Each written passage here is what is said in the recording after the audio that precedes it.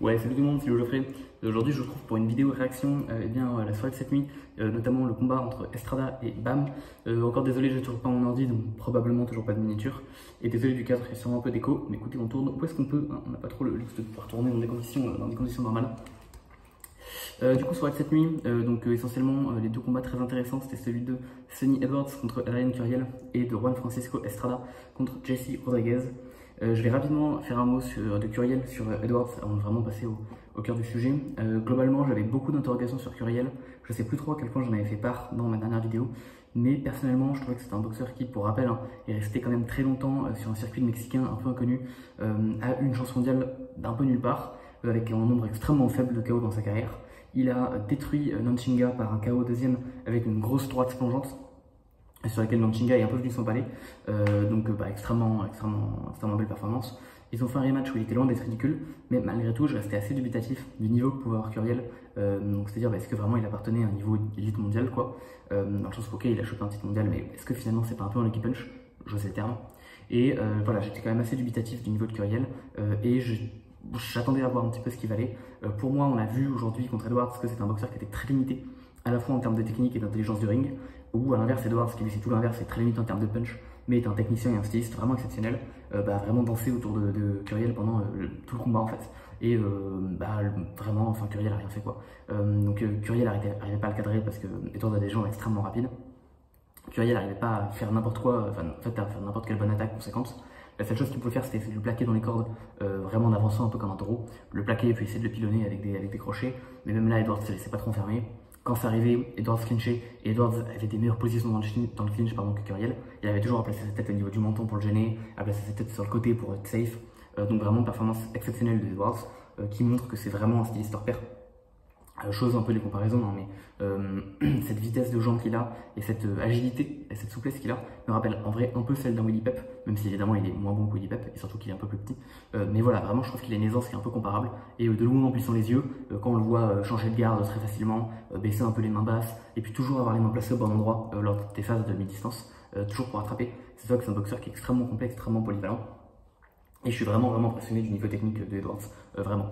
Je suis content qu'il revienne un peu en action, en même temps il y a toujours une personnalité sympa, notamment dans son interview d'après-match. Ça a hué dans la salle, je trouve ça un peu dommage, notamment quand il réaffrontait, notamment quand il boxait un peu sur leur couloir. Parce que même si du coup c'est un type qui a beaucoup boxé sur le pied arrière, il avait toujours du débit, et toujours il catchait, vous voyez ce qui peut être tendance en boxe, c'est juste de reculer et de pas forcément toucher l'adversaire en reculant. Ce qui est cool, parce que tu ne prends pas de dégâts, mais c'est dommage parce que tu n'en remets pas derrière. Edwards n'était pas du tout dans cette dynamique, dès qu'il reculait, il touchait, et nettement il était un peu débordé Curiel, qui de toute façon il faisait rien. Je crois en 2 rounds il a mis un coup sur les 2 premiers, c'est rien du tout, c'est vraiment un crochet gauche d'ailleurs. Et puis bon, enfin voilà, donc vraiment exceptionnel Edwards, et il y a un moment où il s'est un peu fait siffler après la coupure, quand il commençait à courir, parce que et là pour le coup il juste il se déplaçait sans mettre de coup, parce que ouais du coup je l'ai pas dit mais le combat s'est fini par technical décision. Il y a eu une coupure assez violente de la part de Curiel sur Edwards, vraiment qui descendait tout là jusqu'à l'intérieur de l'œil. Cette coupure est arrivée dans le 7ème par un coup de tête sûrement inintentionnel de Curiel qui juste cherchait le contact. Je pense que l'arbitre, enfin le médecin a bien fait d'arrêter le combat. Alors du coup c'est un peu chelou parce que c'est au début du round 9, du coup les juges ont quand même dû noter le round, c'est un peu chelou. Il y en a un qui l'a donné à Edwards, bon voilà, il y en a 2 autres qui l'ont donné égalité je crois. Bon c'est probablement mieux de le donner 10-10. Dans tous les cas, du coup, ça a dû aller à la carte, enfin au scorecard. C'est Edwards qui a été déclaré vainqueur par décision unanime et encore heureux. Et par contre, je me permets de râler un peu sur les scorecards. Il y a quand même un gars qui a donné 3 rounds à Curiel et un gars qui lui en a donné 2. Donc il y a un type qui a 3 rounds Curiel, 5 rounds d'Edwards, et un mec qui a 6 rounds d'Edwards et 2 rounds Curiel. Où avez-vous vu des rounds pour Curiel? Où est-ce que vous les avez vus? Parce que vraiment, les 6 premiers, ils sont Edwards, clair et net. Curiel met aucun coup et Edwards le gère absolument. Et même quand il est blessé à cause de sa blessure, ok, il boxe un peu moins bien, et notamment plus sur leur couloir, un peu moins dans l'offense. C'est-à-dire il recule sans forcément mettre de coups, parce que il est blessé, ça le gêne. Mais même avec ça, vraiment, je comprends pas comment on fait pour donner un seul round à Curiel. Et vraiment, j'insiste, un seul. À la limite, il y a un seul moment où il a une bonne séquence. Je crois que c'est le 7ème, si je dis pas de bêtises. Ou après la coupure, Edwards est vraiment sur la défensive. Et je crois qu'à un moment, Edwards arrive un peu à le coincer dans les cordes et essaie de lui mettre des crochets au corps. C'est le seul bon échange de Curiel que j'ai vu du round, enfin du combat. Donc vraiment, je sais pas comment ce qu'ils ont fait pour trouver 3 rounds à Curiel et 2. Donc heureusement, ça n'influe pas sur la décision unanime, enfin sur la décision finale. Mais j'avoue que ça m'a pas forcément rassuré, parce que même les juges avant, j'avais trouvé que c'était un peu. Voilà, j'ai pas scruté les combats précis, mais les 2 combats que j'ai vus avant. À chaque fois, bon voilà, je reviens pas parce que j'ai pas scruté précisément les combats, mais ça me semblait potentiellement Voilà, bon, dans tous les cas, donc, ça me faisait un peu peur pour Estrada Bam. Donc en tout cas, juste performance exceptionnelle de Edwards, gros style, vraiment j'adore son style. Et puis il y a de l'humour à la fin, voilà, ça fait 2 fois que je quitte Phoenix, Arizona, le plus moche que comment est-ce que je suis arrivé. Voilà, vraiment, pour moi j'aime beaucoup Edwards, malgré son manque de punch assez évident. Et je suis très content de le voir gagner, je pense qu'actuellement il va prendre la place de numéro 1 flyweight. Je pense que malgré tous les champions qui vont émerger, il restera numéro 1 flyweight. Et du coup j'espère que son prochain combat sera pour une chance mondiale et que cette coupure sera pas trop importante et qu'il arrivera à combattre dans pas trop longtemps. Voilà, et du coup Curiel, boxeur très limité, qui n'a pas beaucoup proposé de solutions. Et puis voilà, j'espère qu'il arrivera à rebondir comme il faut, même si je pense que voilà, ça reste un boxeur qui est limité. Bon, je suis déjà à 6 minutes de vidéo, donc je vais essayer de passer sur Estrada versus Bam dans les plus brefs délais. Je suis agréablement surpris de ce combat. J'avais dit dans ma vidéo que je voyais un combat assez 50-50, même s'il y avait un petit peu l'incertitude d'à quel point est-ce que Estrada serait en forme après 19 mois d'absence. Et j'ai trouvé, alors peut-être ça se verra dans un match revanche s'il y a revanche, que Estrada n'était pas si absent. Et honnêtement, j'ai surtout trouvé que Bam était exceptionnel. Et en fait, tout ce que je trouve un peu exceptionnel avec ce boxeur, c'est qu'il continue à chaque fois de surprendre et d'excéder les attentes qu'on va avoir de lui. C'est-à-dire que personnellement, qu'est-ce que j'attendais de Bam dans ce combat-là? Je le voyais favori, pas beaucoup, mais je le voyais favori. Mais pour moi, Estrada, ça reste un boxeur qui a de l'expérience, un boxeur qui, à 34 ans, n'est pas non plus si vieux que ça, et surtout qui a une technique défensive normalement suffisamment bonne pour avoir tenu 12 rounds avec Wangek 2 fois, donc avec Sam Bisai, avoir tenu 12 rounds avec Chocolatito 3 fois. Bref, c'est un boxeur que je ne m'attendais vraiment pas à pouvoir se faire mettre KO.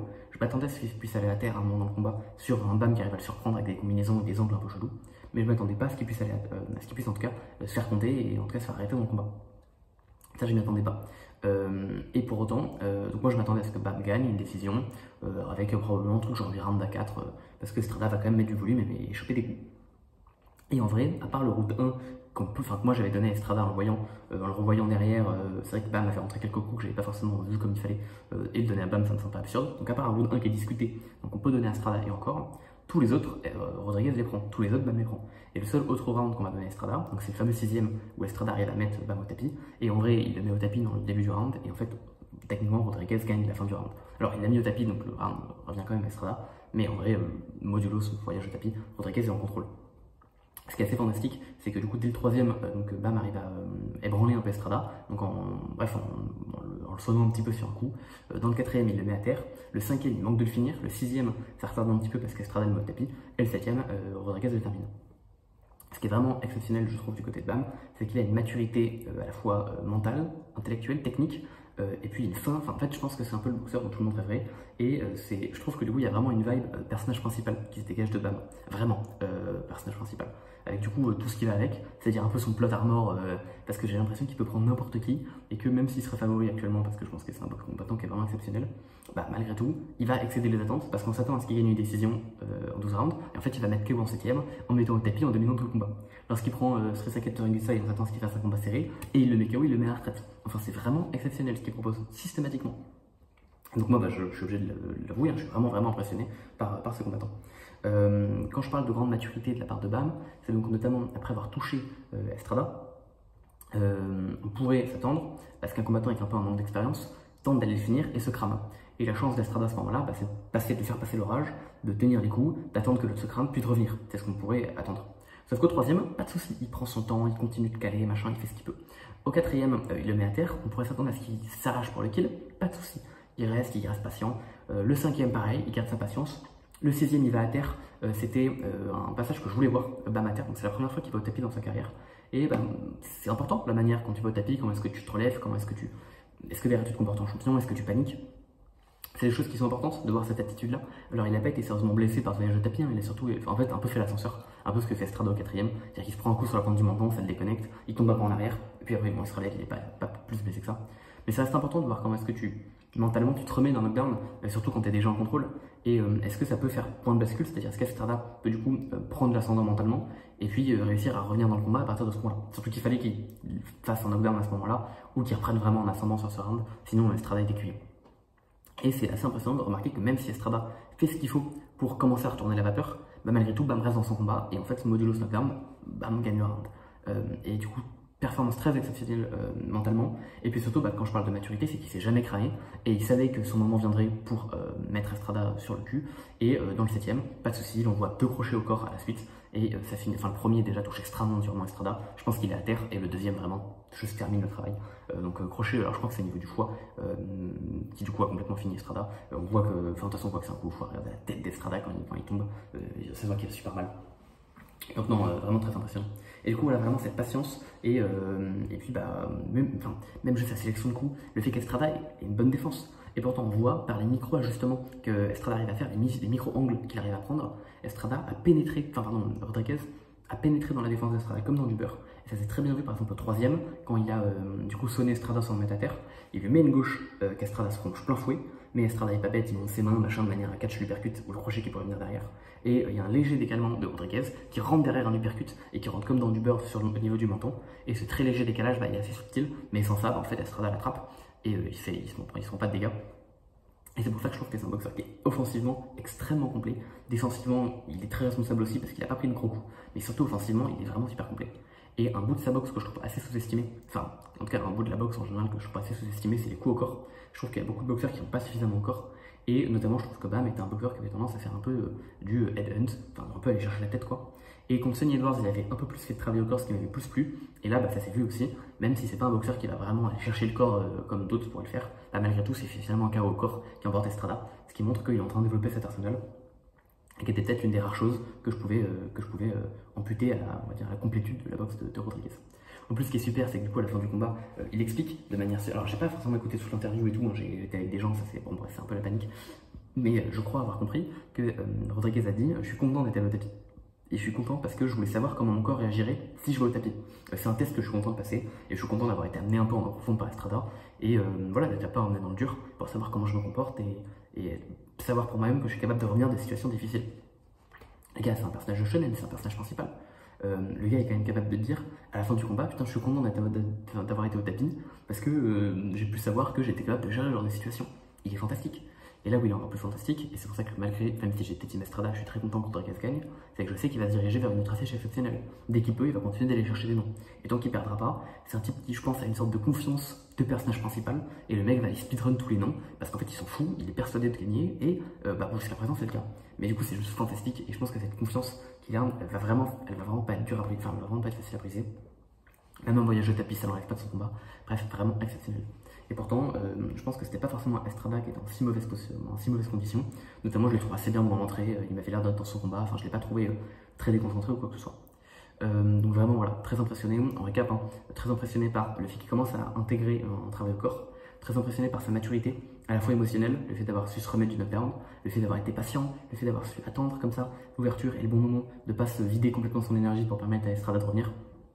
Et puis ses déplacements, ses angles, et en fait globalement ses capacités offensives exceptionnelles qui permettent de rentrer dans Estrada vraiment comme dans du beurre, alors que bah, vraiment la garde d'Estrada elle est quand même censée être solide.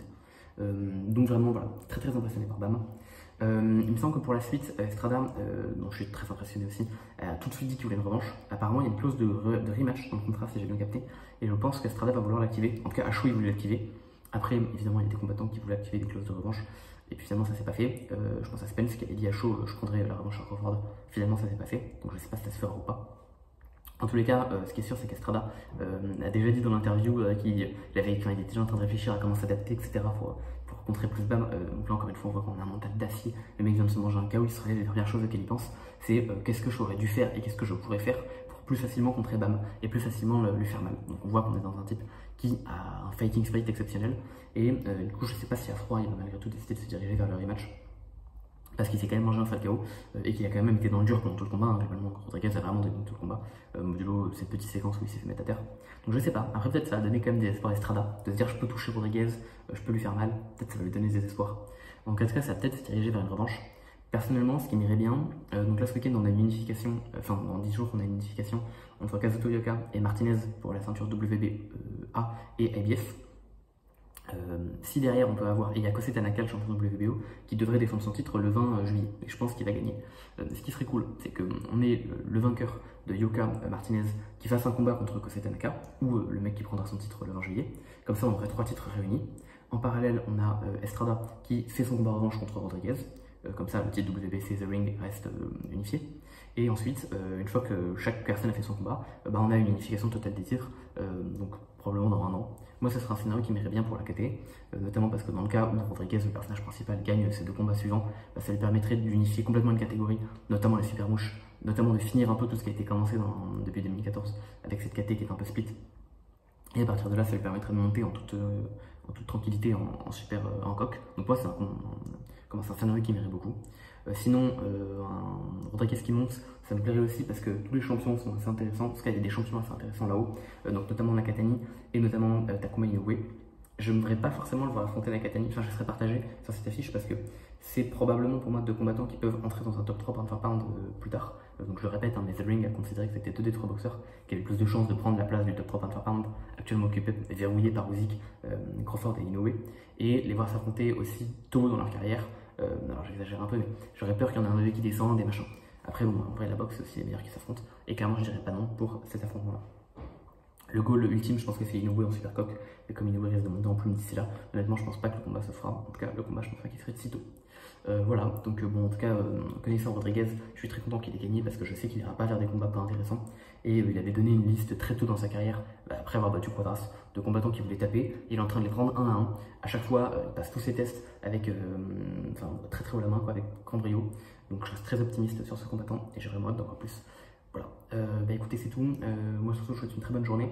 Les prochains combats que je traiterai, je ne sais pas exactement lesquels ce sera. J'aimerais peut-être parler de Yoka, j'aimerais peut-être parler de Tanaka, Nakatani. Bref, il y a pas mal de japonais qui vont combattre très bientôt. Il y a Jaron Ellis aussi qui combat. Donc voilà, un mois de juillet qui est peut-être un petit peu moins flashy que le mois de mai, mais malgré tout, il y a beaucoup de très bons combattants. Donc voilà, faut pas se laisser leurrer. Beaucoup de très bons combattants qui combattent. Bref, voilà, j'espère que ça vous aura plu. Moi, surtout, je vous souhaite une très bonne journée et je vous dis à la prochaine. Allez, bye!